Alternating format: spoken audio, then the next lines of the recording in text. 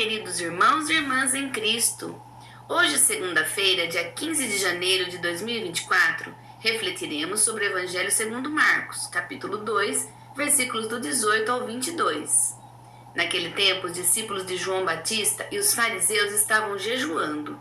Então vieram dizer a Jesus: por que os discípulos de João e os discípulos dos fariseus jejuam, e os teus discípulos não jejuam? Jesus respondeu: os convidados de um casamento poderiam por acaso fazer jejum enquanto o noivo está com eles? Enquanto o noivo está com eles, os convidados não podem jejuar. Mas vai chegar o tempo em que o noivo será tirado do meio deles. Aí então eles vão jejuar. Ninguém põe um remendo de pano novo numa roupa velha, porque o remendo novo repuxa o pano velho e o rasgão fica maior ainda.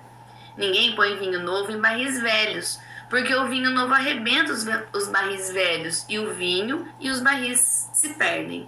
Por isso, vinho novo em barris novos. O Evangelho de hoje mostra uma prática comum naqueles tempos, que é jejuar, isto é, realizar o sacrifício de ficar um tempo sem comer com algum propósito. Os fariseus eram um grupo religioso judaico forte e rígido na obediência das tradições religiosas. O verdadeiro jejum exige uma renúncia a alguns prazeres humanos para assim se aproximar mais do Criador. Ora, os fariseus jejuavam porque se achavam mais dignos de estar diante de Deus. Como a comparação sobre o jejum, os fariseus queriam se achar melhores do que os discípulos de João. Mais uma vez, vemos aqui o quanto Jesus sofria provocações e questionamentos maldosos a fim de pegá-lo em alguma contradição.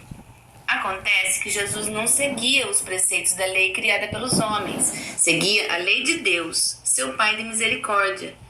E explica aos fariseus, por meio de metáforas, das bodas do casamento, do remendo em roupa velha e vinho novo em barris velhos, que não teria sentido jejuar, tendo Jesus presente entre eles, mas sim depois de sua morte, associando o jejum à sua paixão e morte.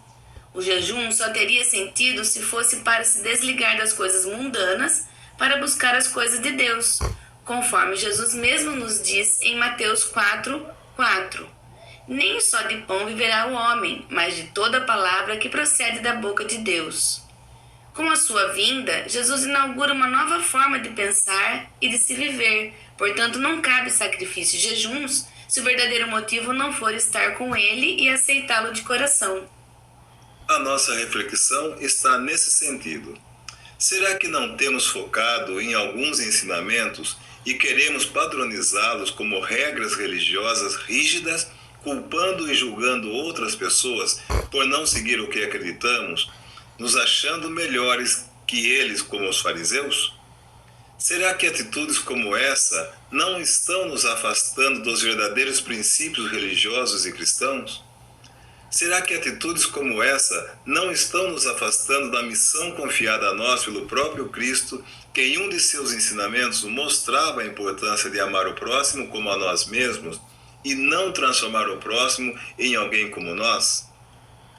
Que os nossos jejuns não sejam atitudes vazias e continuemos a oprimir nossos irmãos menores.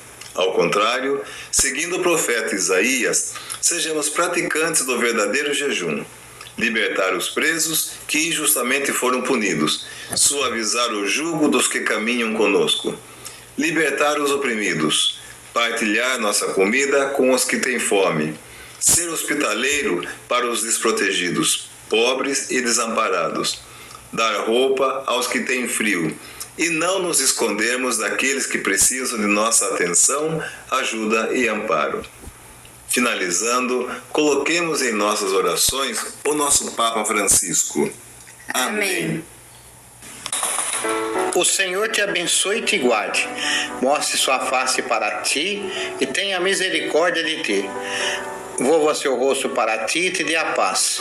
O Senhor conceda um excelente dia. Em nome do Pai, do Filho e do Espírito Santo. Amém.